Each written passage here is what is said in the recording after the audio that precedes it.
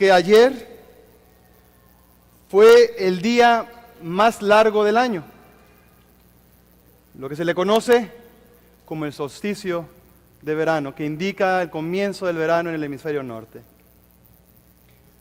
Y aunque es el día que recibe más luz solar, no es el día más caliente, porque es como, leía yo, es como una estufa, un horno.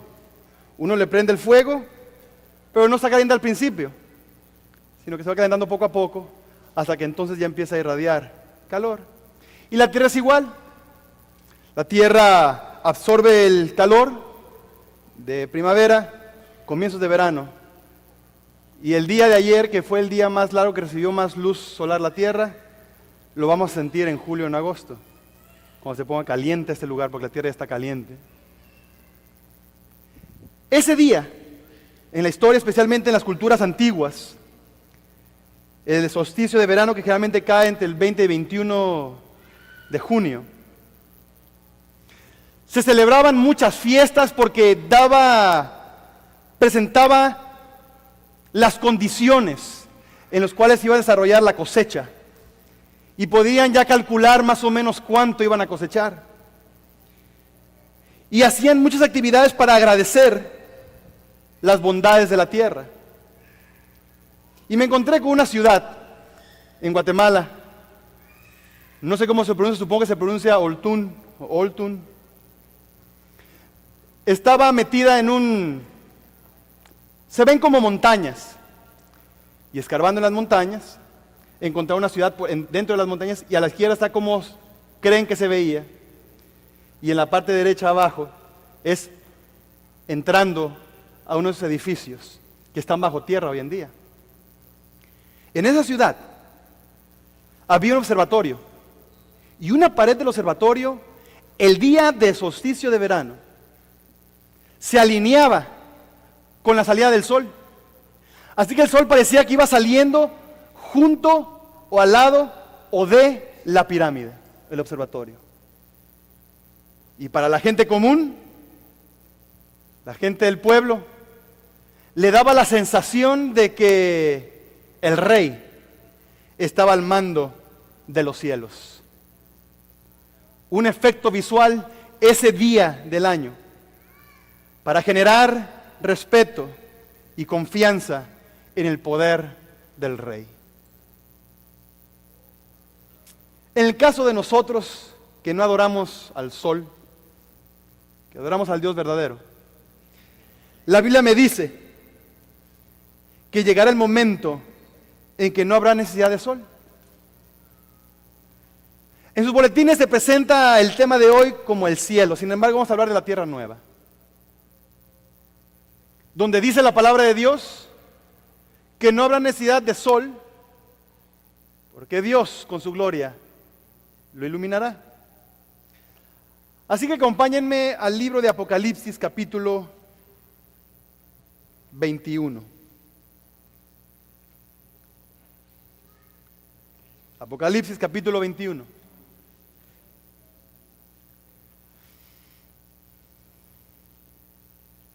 ¿Lo tenemos?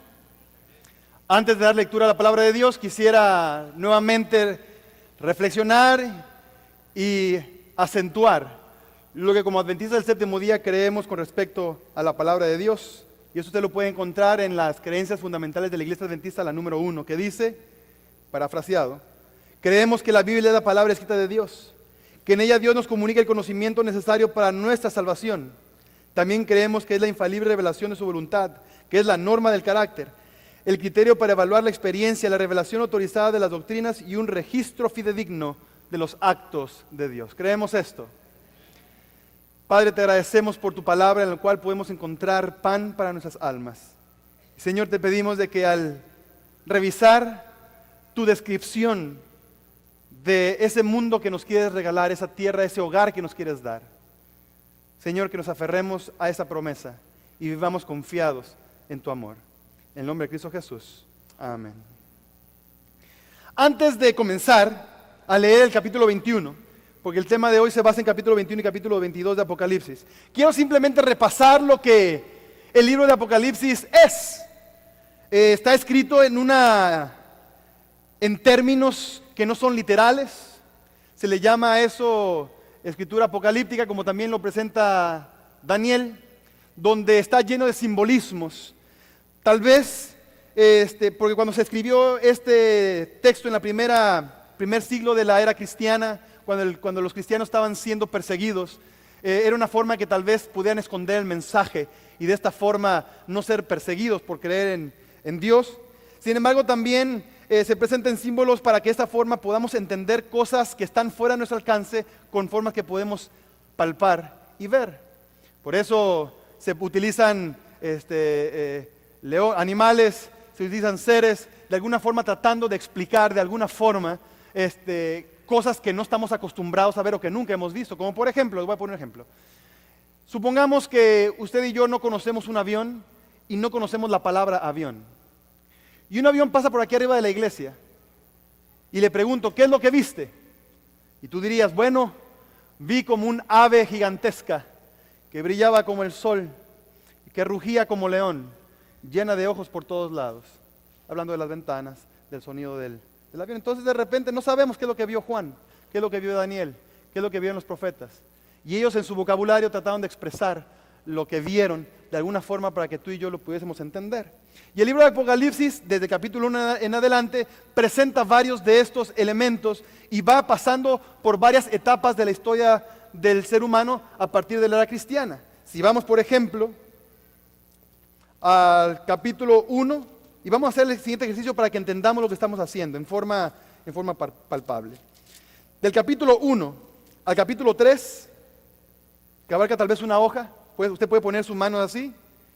Ahí se encuentra el mensaje a las 7 iglesias, que es una carta abierta a la iglesia que asegura que Dios camina en medio de ellas. No se me pueden poner la filmina donde vienen los diferentes 7 del libro de Apocalipsis. Ahí, las 7 iglesias.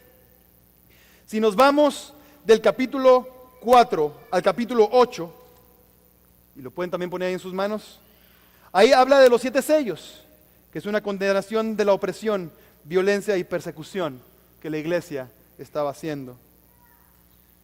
Del capítulo 8 al capítulo 11, lo pueden poner entre sus manos, ahí se encuentran las 7 trompetas, que nos enseña y nos dice que Dios imparte juicio.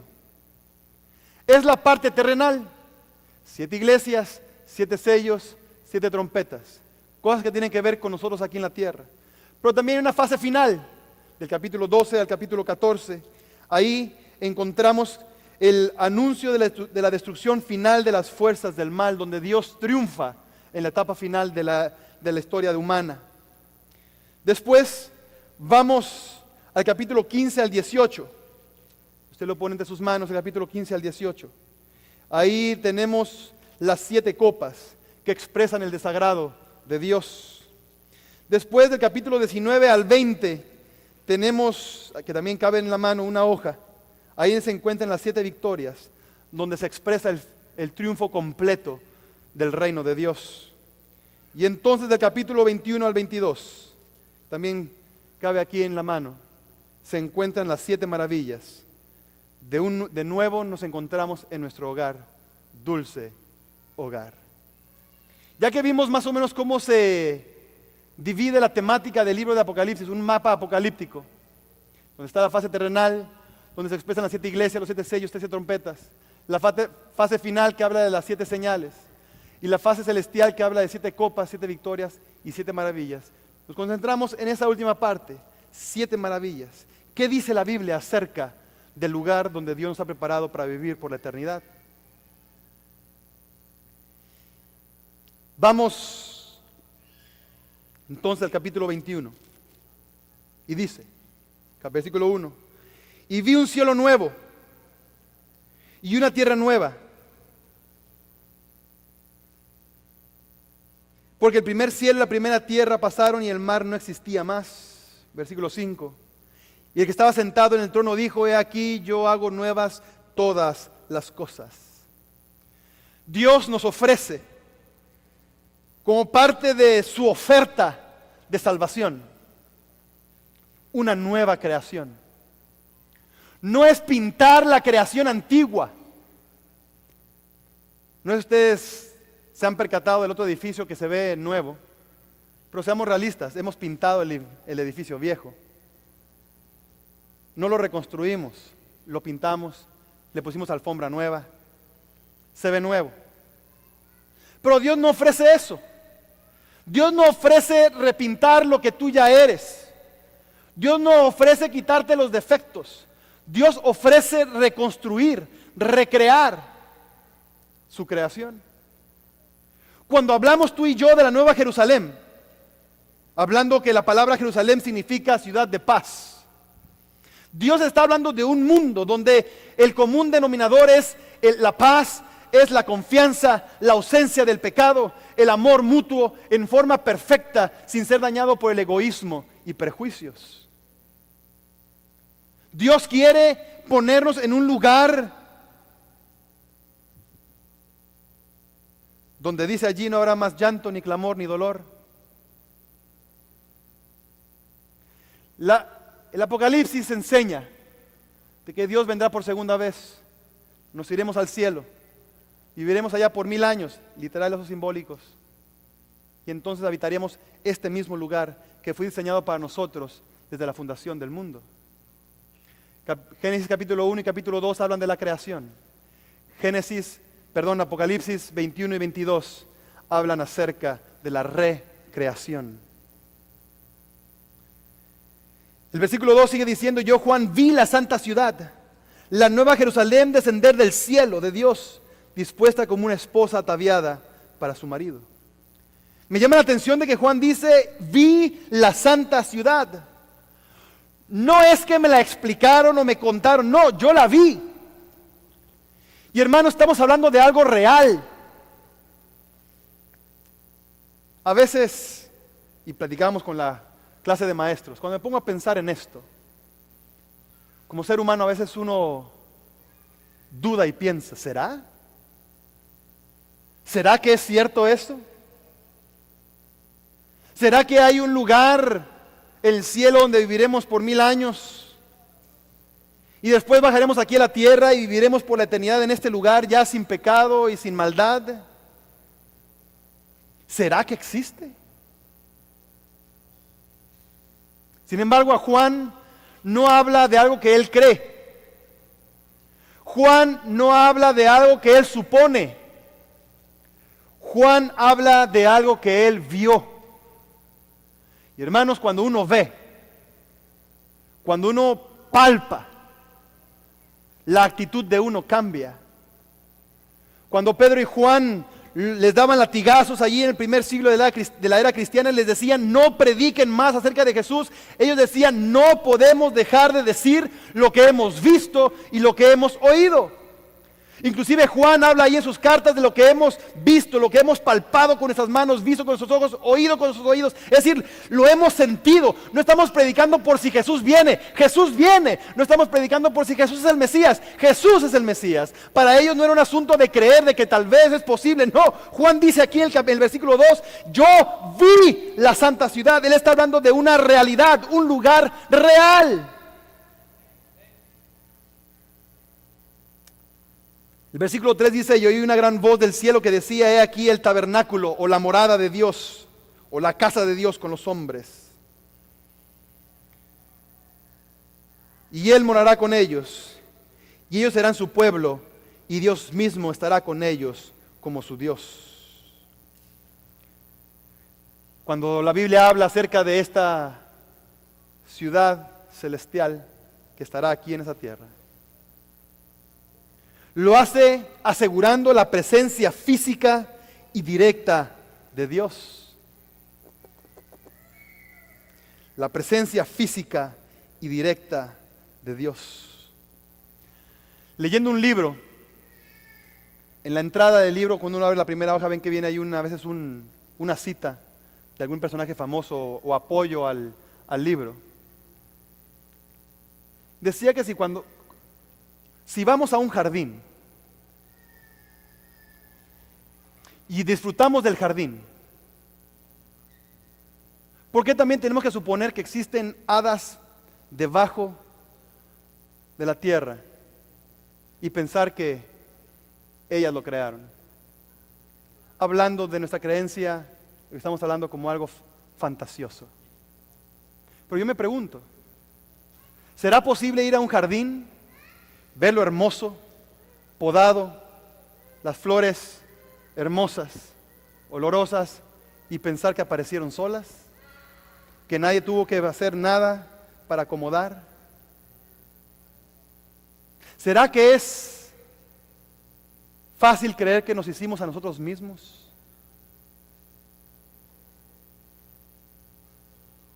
La palabra de Dios no juega con esa idea.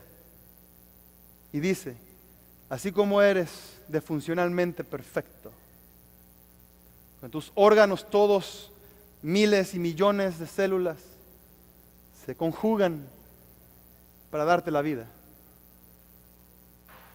Y Dios dice, yo te creé y quiero vivir contigo para siempre. Y entonces se presenta la ciudad como algo real. Inclusive se le dan las medidas. Dice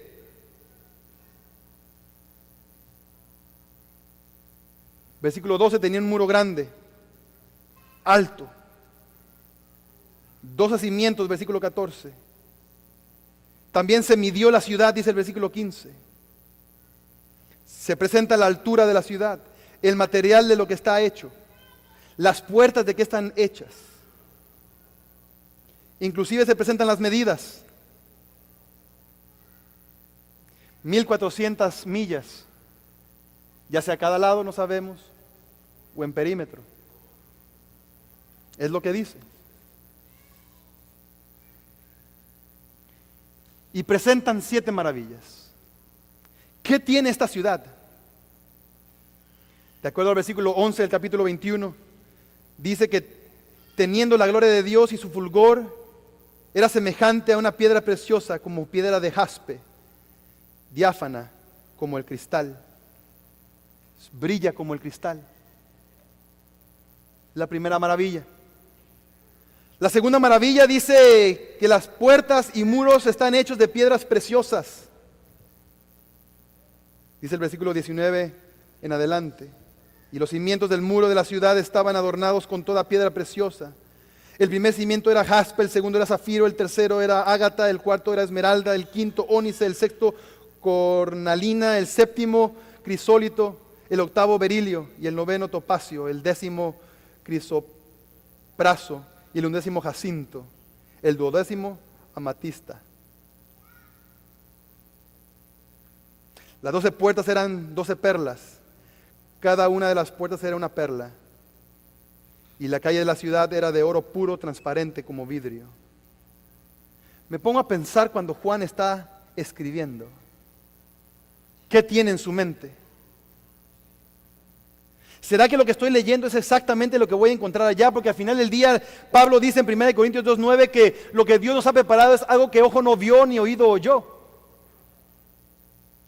¿Cómo imaginarme algo de lo que nunca he visto? Es demasiado prepotencia decir que lo sé. Yo no puedo decirte cómo es vivir en Alemania si nunca he estado en Alemania. No te puedo explicar la cultura, no te puedo explicar el olor del aire, no te puedo explicar la arquitectura de las casas y la cultura en las calles. Dios nos está tratando de decirnos los detalles de cada parte, lo que quiere mostrarnos, lo que quiere darnos. Nos da un ejemplo, una definición extensa y general. La ciudad, dice el versículo 18 y 21, que es una ciudad de oro. El capítulo 22, versículo 1 dice, después me mostró un río limpio de agua de vida, resplandeciente como el cristal. También habla acerca del árbol de la vida, el versículo 2. Y en medio de la calle de la ciudad, y a uno y a otro lado del río, estaba el árbol de la vida, que produce 12 frutos, dando a cada mes su fruto, y las hojas del árbol eran para la sanidad de las naciones. El versículo 3 habla del trono de Dios, y no habrá más maldición, y el trono de Dios y del Cordero estarán en ella, y sus siervos le servirán. Apocalipsis, especialmente en esta parte, utiliza mucho el trono de Dios. Y versículo 5 dice, y no habrá allí más noche, ni tiene necesidad de luz de lámpara, ni de luz del sol, porque Dios, el Señor, los iluminará y reinará por los siglos de los siglos. ¿Será? ¿O es fantasía?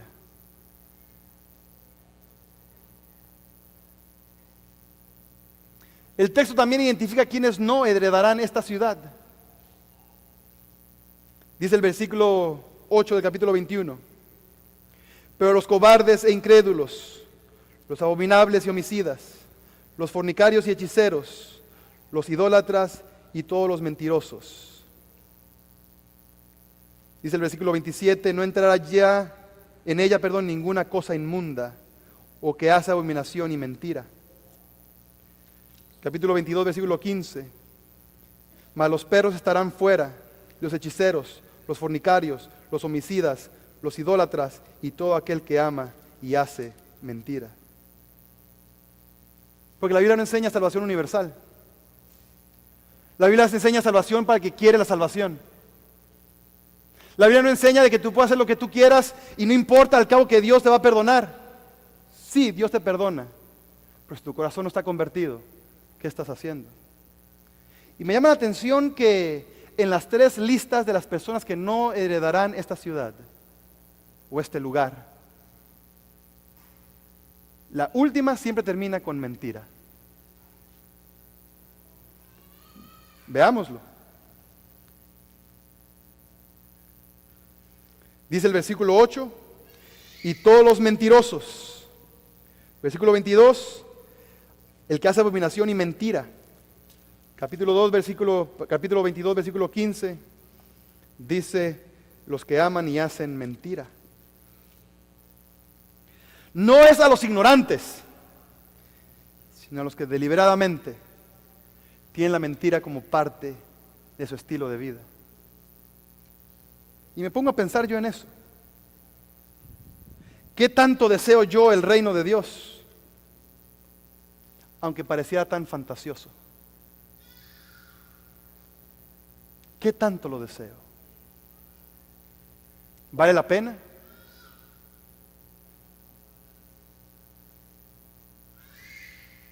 La Biblia no enseña una salvación universal, pero sí enseña una salvación para todo aquel que en él cree, dice Juan 3:16, porque de tal manera amó Dios al mundo, que dio a su Hijo unigénito para que todo aquel que en él crea no se pierda, mas tenga vida eterna. Y me pongo a pensar qué tanto deseamos ese lugar. Platicando con algunos de ustedes me han contado cómo llegaron a este país. ¿Con qué sacrificio llegamos a este país?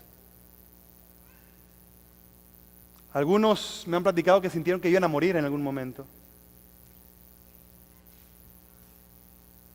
Me contó un amigo de que él entró a este país en una maleta, acurrucado ahí.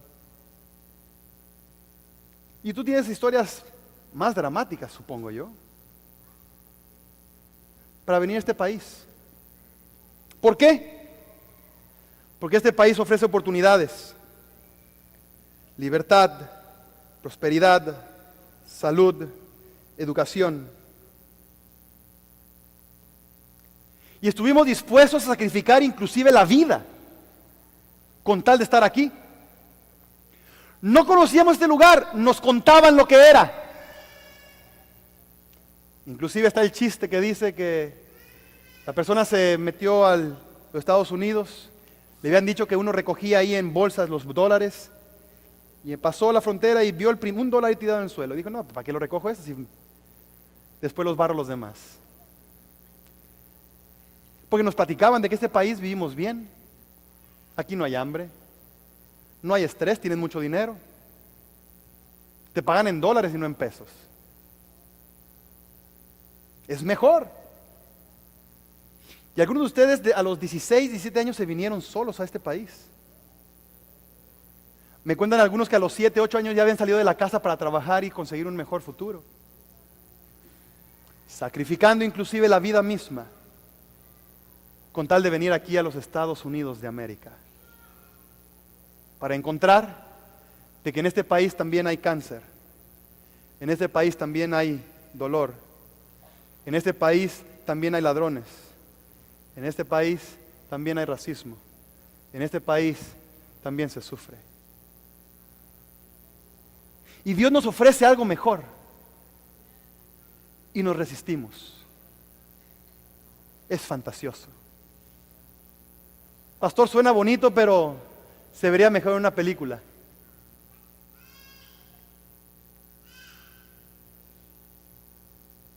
Y sin embargo,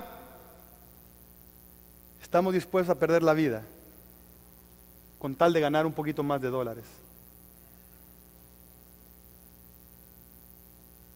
Me pongo a pensar.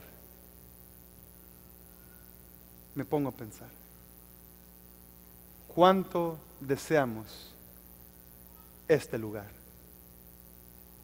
¿Y cuánto deseamos lo que Dios nos ofrece?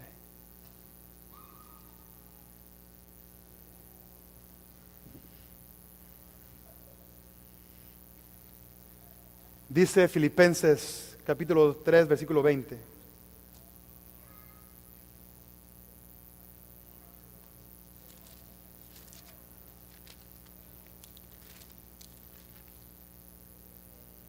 Dice, mas nuestra ciudadanía está en los cielos, de donde también esperamos el Salvador, al Señor Jesucristo.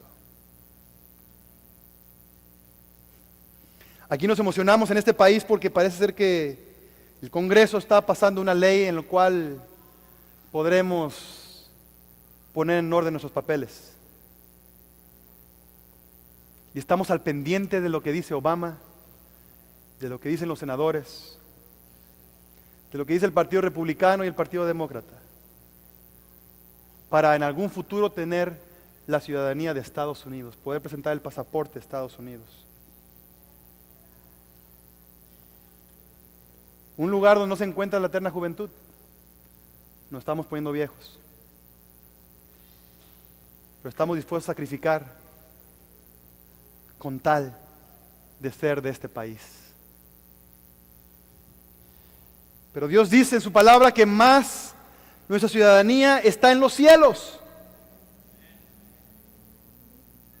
donde también esperamos al Salvador, al Señor Jesucristo.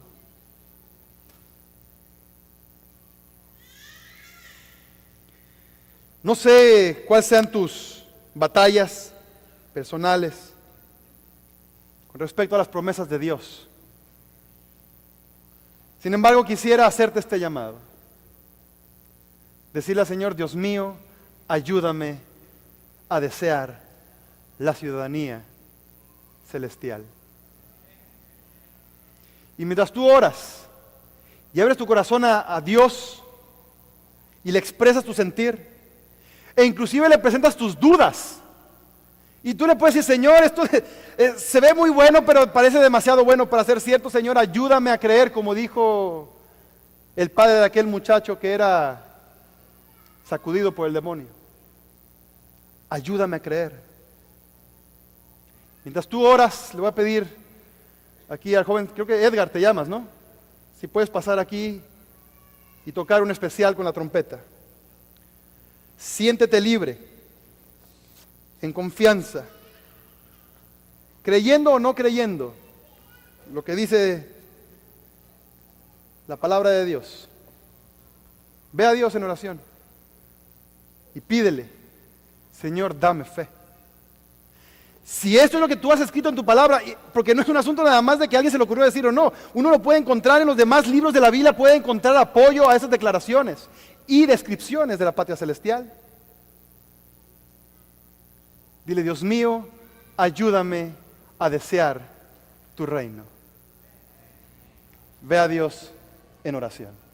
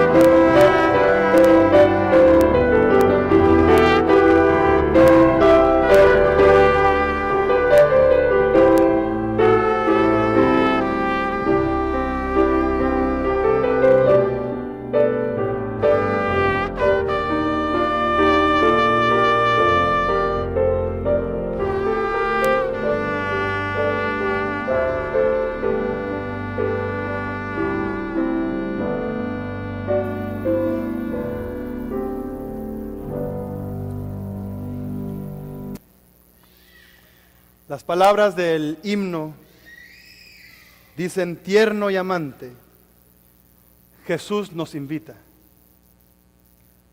Te está llamando a ti y me está llamando a mí. Mírale allá en la puerta esperando.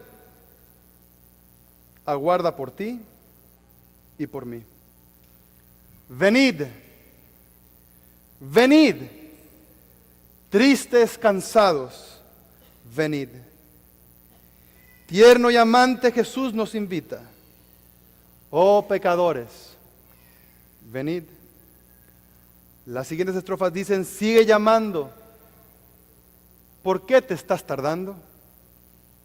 Te está llamando a ti y también a mí. ¿Tantos favores, pregunta, en poco tendremos? Él te ama a ti y me ama a mí. Dice la tercera estrofa: oh maravilla de amor prometido, tanto a ti como a mí. Ven y recibe el perdón ofrecido, dado de gracia a ti. Y repito una vez más el coro que dice: venid, venid, tristes, cansados, venid. Tierno y amante, Jesús nos invita. Oh pecadores, venid. Oremos. Padre nuestro, ¿quiénes somos, Señor, para cuestionarte? ¿Quiénes somos para sentirnos más inteligentes que tú? ¿Quiénes somos para considerarnos más reales que tú? Sin embargo, Señor, insistes y tratas y continúas llamándonos. En tu palabra tú describes una ciudad hermosa, donde no habrá más llanto, ni muerte, ni clamor, ni dolor. Hablas de una ciudad con calles de oro y un río tan limpio que parece de cristal, con murallas hechas de piedras preciosas. Un lugar donde tú morarás con nosotros. Un lugar en el cual podemos sentir tu presencia real, física, entre nosotros. Y Señor, a veces pareciera que le ponemos tan poca atención.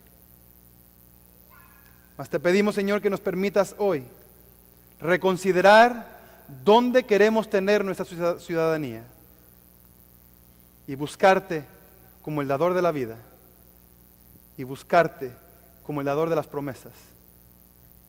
Y Señor, si esa ciudad es aún más hermosa de lo que está escrito, perdona nuestra incredulidad y perdona nuestra indiferencia. Permítenos, Señor, buscarte con todo el corazón. En el nombre de Cristo Jesús. Amén. Les recuerdo, hermanos, de que hoy es un día de ayuno y oración.